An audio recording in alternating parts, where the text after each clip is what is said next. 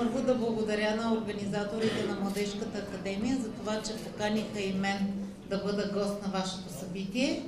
Много се радвам, че съм сред толкова млади хора и така ви пожелавам да съберете още толкова млади хора и ние да развиваме отделни експертизи в нашите младежки организации на политическа партия ГЕРБ, така че да може да провеждаме политиките по нашите програми в един много добър вид и ефект за съответната българска общност.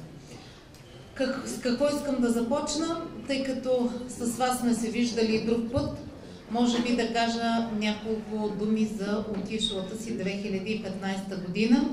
На предното събиране, на което бяхме заедно, аз обявих с какви приоритети работи Министерството на земеделието и храните, каква е нашата политическа програма и какво направихме.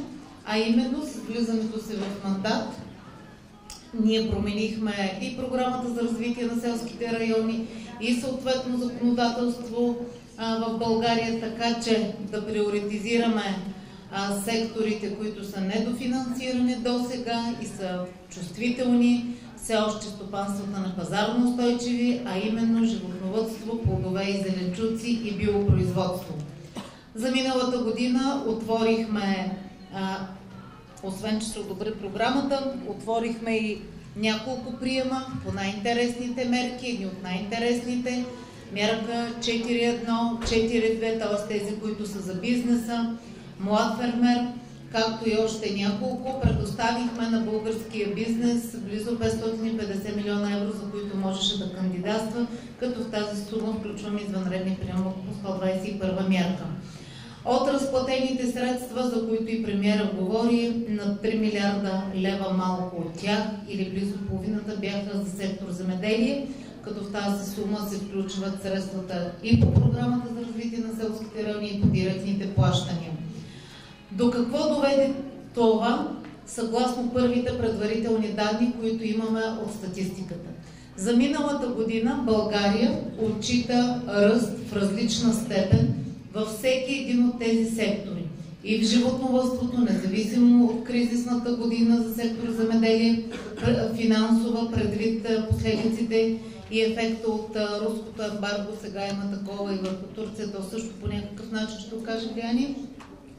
Във всички сектори на животновъдството, с изключение на млечното говедовъдство, където кризата продължава, имаме макар и минимален ръст и в плодове и зеленчуци. И най-големия ръст в отделните видови производства България отчита в биологичното производство. Там процента е 30. Дали това е устойчив тренд на увеличаване на това производство, ние имаме потенциал много добър да достигнем нива, които сме имали.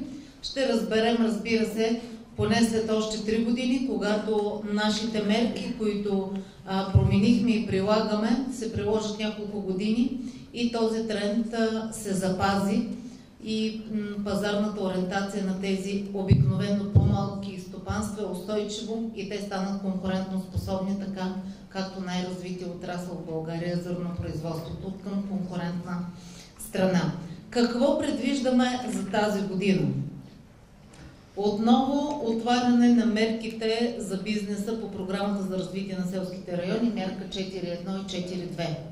Но след анализ на ефекта от отварянето на мярка 4.1 миналата година, ние направихме един много задълбочен анализ, представихме го на бранша и сме внесли съответни предложения към тях, които ще бъдат разгледани на комитета по наблюдение, който ще бъде на 11 март, за нотификация в правилата на мярка 4.1, така че предвид огромният интерес от земеделските производители, ние да удовлетворим по-голям брой земеделски производители в приема, който сме планирали за тази година.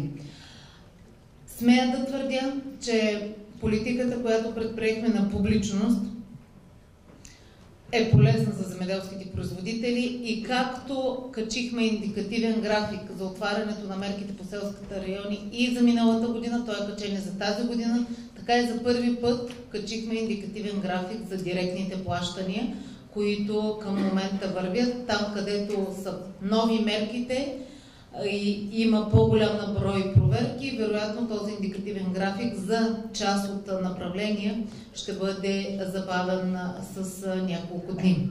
Но това е нормално предвид това, че и обема от работа е в пъти по-голям, предвид наистина голямата разлика в директните плащания, във вида, в който те се прилагат спрямо предходния програмен период.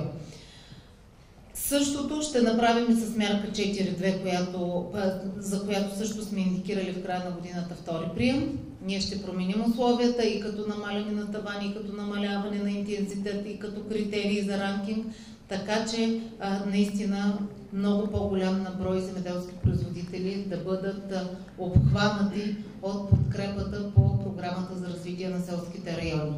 Разбира се, за тази година сме индикирали и приеми за първи път от новата програма и на публични мерки, визирам общините, селските общини. В тази година, в втората половина, планираме да представим и актуалното поземлено законодателство, проблем с който никой политически мандат в прехода до момента не се е ангажирал. Ние се надяваме, че в този срок ние ще го представим за обществено обсъждане на заинтересованите страни. Това не е само земеделската общност, това са, разбира се, и милионите собственици на малки парцели земеделски земи. И се надявам, разбира се, да имаме и стабилността от приемането в парламента, в вида, в който се постигне консенсус в процеса на обществения дебат. Надявам се, че независимо от това, че имаме и срещаме различни трудности предвид процедурите, които трябва да спазваме при реализирането на една или друга процедура, ние ще постигнем ефектите и целите, които сме заложили в нашата политическа програма с влизането в мандата. Най-отговорно мога да заявя, че ако който и да е член, гражданин на различна общност следи политическите програми, вие може да видите и нашата такава, която беше обявена в хода на предизборната кампания в края на 2014 година, ние следваме стриктно нашата политическа програма. Доклада на Световната банка за консултации относно подготовката на стратегия за реформа в хидромелиорациите в края на месец декември беше предаден. С това бе изпълнено и предварително условие на комисията за допускането на подкрепа на инвестиции в хидромелиорации по програмата за развитие на селските райони и бюджета, приемът, който сме индикирали за средата на годината по мярка 4.1, той ще стане задължително и с допустими инвестиции в хидромелиорации. В момента върви комуникацията за това. Там работим съвместно и с Министерството на околната среда и водите по отношение на условията за изграждане на хидромелиорации и се надявам, че ще го подключим в срока, в който ще се спазим индикативния график за отваряне на мярка 4.1. Сега, март месец, стартира поредната кампания за директни плащания. Тя ще е една стъпка отново по-справедлива за земеделските стопани. Какво имам в предвид? Много е ясно да знаем, че подкрепата по директни плащания на българското земеделие е осигурена с европейски средства, е като общ бюджет и той се разпределя по отделните мерки срещу броя бенефициенти и обема площи, продукция или животни, които се представят, а не като фиксирани ставки по отделните видове площи, животни или продукция. Това е важно да се знае, защото по-справедливото прилагане на директните плащания означава тези средства да се разпределят с тежест към тези земеделски производители, които са изцяло работят по закона, по законите, които действат в Република България. Имам в предвид правното основание, имам в предвид реализацията на продукция с документи. Ако миналата година ние направихме промяна относно допустимостта за кандидатстване, като въведохме правното основание, но като обем следяхме алфанумерично. В тази кампания по директни плащания ние ще търсим вече географското очертаване или индивидуализацията на това правно основание като имоти. Това, което не можахме да свършим за тази кампания по директни плащания, за това в началото и се оплакахме процедурите, ние искахме системата, по която ще се кандидатства и по която ще се администрира подпомагането по принцип на земеделските производители, да бъде изцяло нова, да е в реално време, да може земеделския производител, който има административния капацитет и възможност за това да регистрира правни основания, да заявява от офиса си. За съжаление, процедурата, която изтърпяваме по Закона за обществените поръчки, е доста дълга. Преди месец близо излязохме от съда, където спечелихме дело. Процедурата продължава, но за съжаление няма да може за тази кампания продуктът да е готов. Важното е, че тя продължава и се надявам в тази година да бъде внедрена тази система, която изключително много би облегчила земеделските производители. Продължаваме и с прилагане на политиката за това публичния фонд от постоянно затревени площи да бъде разпределен на животновъдите по съответната норма. Ние вече при нас са предоставени и представени регистрираните правни основания, включително имаме данни за процедурите, които вървят пуснати в срок преди 15 февруари от съответните общини. Ще бъде направено сечение по отношение на регистрираните животновъдни единици към 1 февруари. Има издадена заповед на Българска агенция по безопасност на храните за това. Така че там, където договори не са прекратени на съответни ползватели, които нямат животни, тези договори на практика няма да имат значение за субсидиите. Това е една сериозна крачка по отношение на правилата за разпределянето на този фонд и аз се надявам, че като минем тази кампания, в следващата година ще може и статистиката да докаже движението на този фонд към собственици на животни. Да, ние имаме увеличение в натура на всички видове производства в България, с изключение на млечното говедовъдство. Това показват данните и от директни плащания, и от статистиката.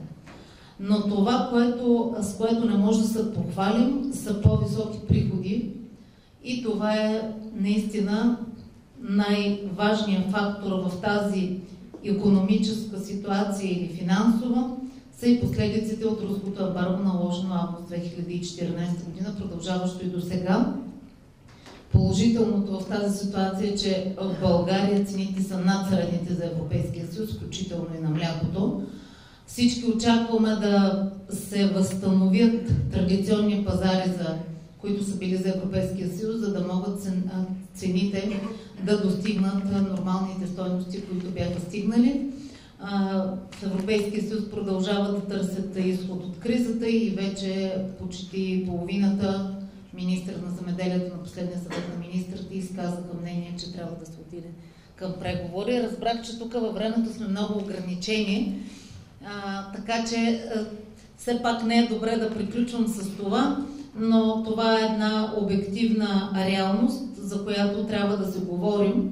Трябва да се говори открито и в общността, тъй като България сама, отделно, извън общия пазар, не може да достигне драстично други стойности на продукцията, освен ако това не важи и за други европейски страни. Това е много важно да го знаем. Ние сме общ пазар с еднакви регулации и на практика излишъка от свръхпроизводството на млечни продукти, които правяха северните страни и след ембаргото останах на този пазар, доведоха наистина до най-големия срив в цените и приходите на млечните продукти. Надяваме се на това, че и годината ще е добра. Мога да кажа, че сме в готовност по отношение на кампанията за подпомагане, с които и с програмата за развитие на селските райони, с които трябва да генерираме и една по-висока ефективност.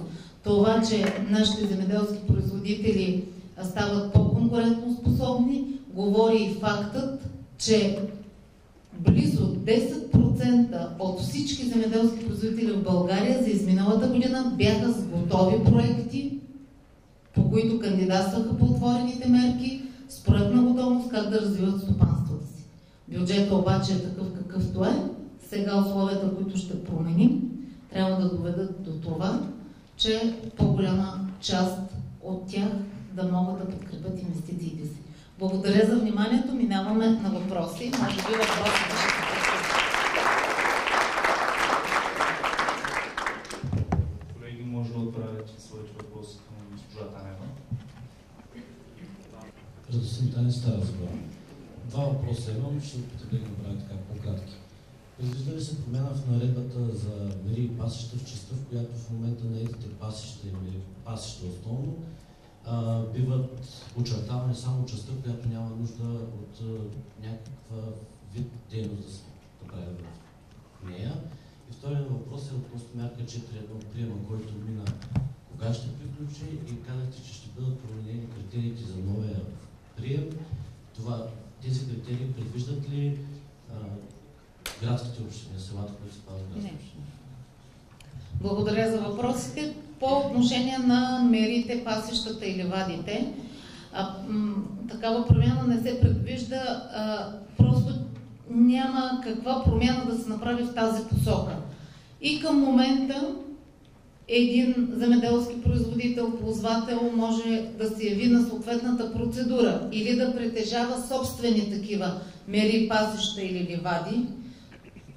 Част от този имот може да е недопустим, защото не отговаря на условията за добри земеделски практики, за състояние допустимо за подпомагане, допустимия слой за подпомагане, но това не пречи той да заяви за подпомагане тази част, която той се прецени. Тя може и да е тази, която е допустима, може и тази, която е недопустима, той да извърши дейности, с които ще я направи допустима и отново да получи подпомагане. Никой нормативен акт не ограничава тази свобода на действие и на преценка на самия ползвател.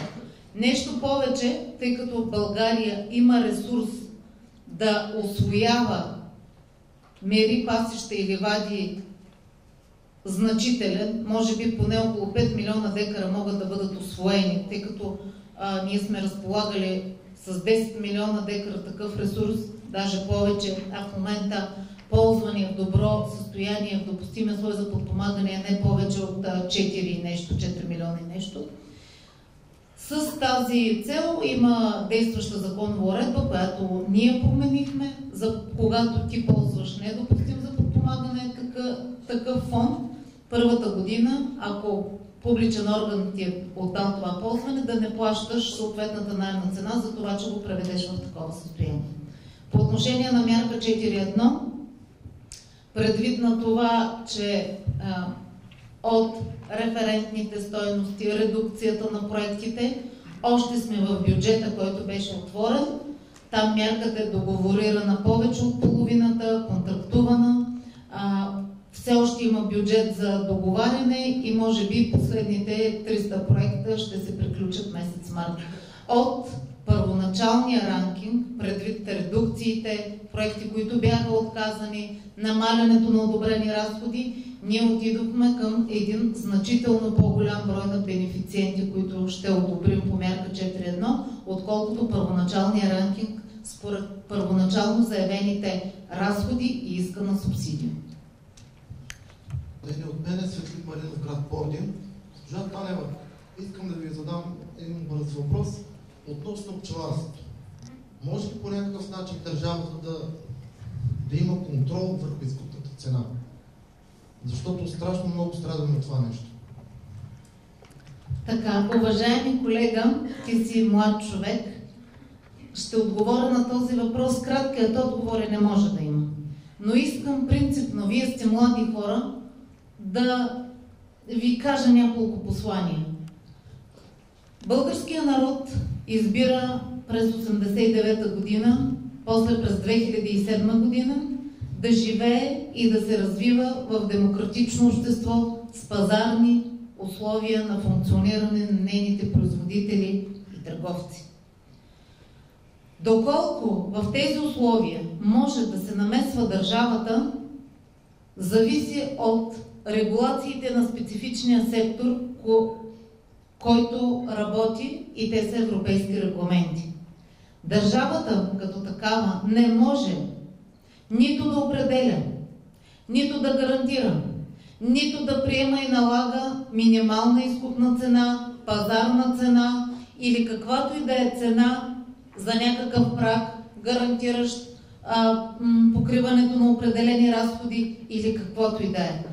Вие като млади хора, провеждайки политики, обучавайки се, трябва много ясно да знаете обществото на какви принципи функционира. На мен пчеларите са ми задавали и друг път такъв въпрос. На последното изложение, на което бях в Плевен, ние работим много добре с браншовите организации, опитваме се да ги подкрепим и между другото и специална мярка в обхвата на програмата за развитие на селските райони като компенсаторна мярка направихме, за това мога да говоря много, както и директни плащания. На практика най-голямата подкрепа този сектор е получил в хода на нашия мандат едната година. И там същия въпрос задаваха: не, ние не можем да определим минимална изкупна цена нито за мед, нито за мляко, то е значително под себестойността си в момента. И това трябва да го знаете, че важи за всеки един сектор. Оттам насетне, какъв е проблема на българското земеделие? Принципно за този тип сектори, които са недофинансирани и които ние като фокусна подкрепа направихме в програмата за развитие на селските райони и в нашите политики. Ако за зърното, първо България произвежда на 2 пъти повече от необходимото е зърно, изнася над 2 пъти повече, над половината от продажбите си. Това е борсова стока. Всеки грамотен човек през интернет може да определи на какви ценови нива ще е търговията. На пазара оперират мултинационални търговци и преработватели в България. Там всичко е много ясно, производителите са големи и така. За всички останали обаче, големият проблем е неорганизираността им в организации на производители. Това е нещо съвсем различно от браншови организации. Само един факт. В България работят 9000, около 9000 производители на плодове, зеленчуци и оранжерийни. Само 0,3% от тях са организирани в признати организации на производители. Каква е целта на тези организации? Да създадат административен капацитет чрез укрупняването си, за да могат да направят по-къса верига до крайна доставка, съответно от крайната цена, която се продава, да получат по-висок приход. Има 2 стълба на подкрепа на такива признати организации на производители. Това е инвестиционна програма за това, която е с национално съфинансиране европейско, и мерките в обхвата на програмата за развитие на селските райони. Ние имаме признати 15 общо организации на производители и групи на производители от началото на програмния период. Това е пътя за развитие. При нас малко се разминават понятията. Аз, когато се срещам с земеделски производители, винаги се опитвам това да е един вид обучение.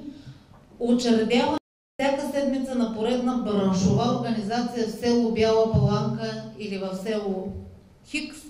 Няма как с 15 човека, които са събрали, това няма как да реши този въпрос. Говорим за организации на производители, а браншовите организации за окрупняване. Сектор пчеларство за изминалата година има най-големия ръст по всички показатели, включително и биопроизводството. Вие сте с най-голям относителен дял от производството като такова, което е минало на био. Когато в Плевен бяхме и там имаше нашата евродепутатка Мария Габриел, която е положила много усилия за сектора, беше поканила като гости, включително и отговорника в Копа Коджека за сектора пчеларство, на който му бе зададен същия въпрос за директни субсидии за минимална цена. И нашите производители бяха малко разочаровани, когато получиха отговор, че в нито една от страните няма такава подкрепа. Така че това са правилата на функциониране на сектора. И последния въпрос само ще помоля, ако може. Допълнение към първи. Значи нашия проблем е единствено и само в това, защото меда ни излиза от България не като мед. Не знам дали го знаете, но той излиза като суровина. Да, знаем го. Това нещо може ли по някакъв начин и как можем да го променим? Когато се организирате в такива организации, станете големи, когато може да определяте и условия на това, включително и когато се подкрепите и по такива инвестиционни програми, каквито има за признати организации на производителите, такава няма в сектор пчеларство.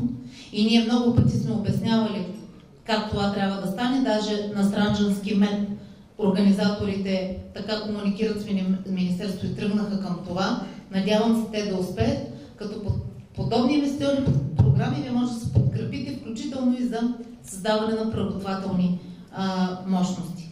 Това е пътя. Няма как да направим регулации, които гарантират определени стойности. Няма ли други въпроси? Аз много обичам да отговарям на въпроси. Ако няма друго, беше много приятно. Какво ти писаха? Я кажи се. Значи за самите... Здравейте, първо да се представя, Неля Учмева. Въпросът ми е за субсидиите, които са за дребните земеделски производители. Те последно ще се платят, да. За схемата за дребни земеделски производители до 1250 евро. Това имаш предвид. Най-вероятно за това става въпрос, тъй като въпросът ми е дали е възможно по-рано да се разбере, както ви сами отговорихте, за да се прецени дали да се кандидатства по тази мярка, която е, или да се изберат нови мерки. Защото знам, че има едни срокове и май и юни, които са. Да, при всички случаи. Така. Благодаря ти за въпроса. Ще се опитам да отговоря и в обхвата на твоя отговор и други въпроси, евентуално на други земеделци да получат отговор. Схемата за дребни земеделски стопанства е индикирана за плащане като една от последните. По тази схема, при нея за какво става въпрос, който е така с едни минимални обеми, получава между 500 евро и 1250 евро субсидия, можеше в 2015 година да заяви участие по тази схема, като от тук насетне до края на програмния период няма да кандидатства всяка година, само е задължен да се запази размера и ще получава ставката, която му се определи сега. 9000 земеделски стопанина от общо 61 000, които кандидатстваха в обхвата за директни плащания 2015 година, заявиха интерес по тази схема. Тя наистина е индикирана последна за плащане, тъй като е най-сложна относно изчисленията и проверките. Схемите, общо по които разплащаме с направленията, са в пъти повече, отколкото предходния период. Общо 17 при една или при две миналата година. И е значително по-сложно, но е много по-справедливо за земеделските производители. При всички случаи обаче одобрените да останат в схемата за дребните земеделски стопанства, какъвто въпрос получавам, ще получат одобрение много преди 15 май, когато е датата за заявяване без санкции, така че да изберат, ако не са одобрени, да се кандидатстват по общия ред. От името на всички участници в 7-я зимен университет на ИНГИР искам да изкажа своята благодарност за взетото участие и се надяваме да продължите да слушате нашите форуми. Да, благодаря.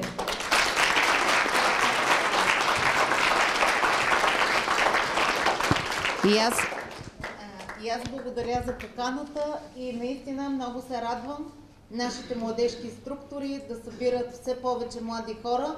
Много е важно да се обучаваме, защото само ако имаме съответния капацитет, можем да провеждаме политики в целта, която всички ние искаме, а именно хората да живеят по-добре и да са по-справедливи правилата на функциониране в страната. Успех ви пожелавам!